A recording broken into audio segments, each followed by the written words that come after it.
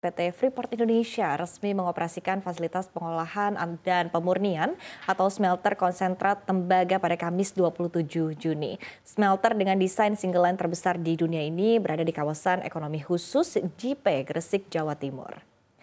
Presiden Direktur PT Freeport Indonesia menjabarkan smelter akan memproduksi katoda tembaga diperkirakan mulai sekitar bulan Agustus atau membutuhkan waktu 6 hingga 10 minggu pasca pengoperasian.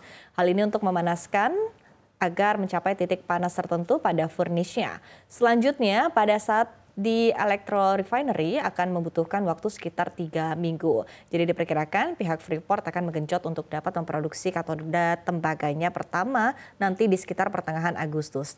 Nilai investasi kumulatif untuk proyek smelter Manyar yang menempati lahan seluas 100 hektar tersebut sudah mencapai 3,7 miliar dolar atau 58 triliun rupiah. Smelter kedua yang dibangun PT FI setelah pada smelting ini diklaim sebagai desain single line terbesar di dunia.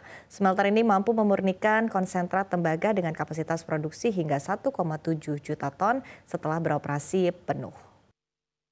Mulai hari ini kita langsung melakukan heating up sampai tungku itu atau furnace itu mencapai suatu titik panas yang tertentu sekitar 1400, 1300, 1400 derajat yang stabil.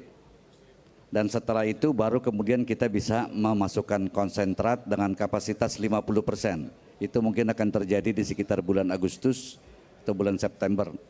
Enggak, itu akan terjadi sebelumnya. Akan bisa menghasilkan katoda tembaga di sekitar bulan Agustus atau paling lambat September. Itu dengan kapasitas 50%.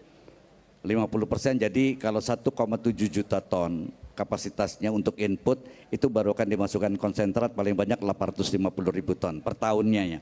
Jadi secara bertahap, tapi kapasitasnya 50% dan akan secara bertahap setiap bulan akan naik sekitar 10-15% sehingga pada bulan Desember dia akan mencapai 100% dari kapasitas dan di saat bersamaan juga akan selesai pembangunan precious metal refinery yang akan memurnikan lumpur anoda menjadi emas batangan, perak batangan, dan beberapa mineral lainnya.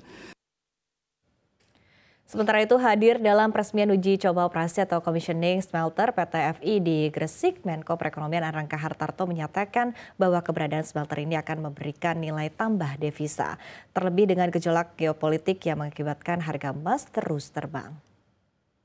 Hilirnya tentu ini menunjang industri otomotif, bahan konstruksi untuk perumahan, kemudian electronic appliance, kemudian elektrik.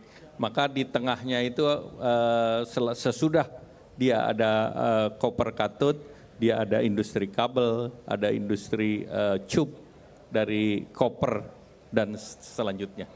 Tentu nilai tambah selalu terjadi dan ini salah satu daripada penghasil daripada devisa.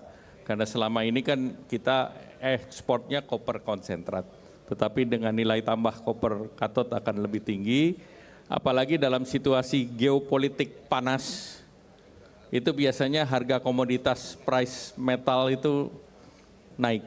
Jadi emas biasanya naik, koper naik, nikel naik. Jadi ini dijadikan safe haven daripada investasi. Jadi kita punya ini sehingga kita berharap ekonomi kita lebih resilient.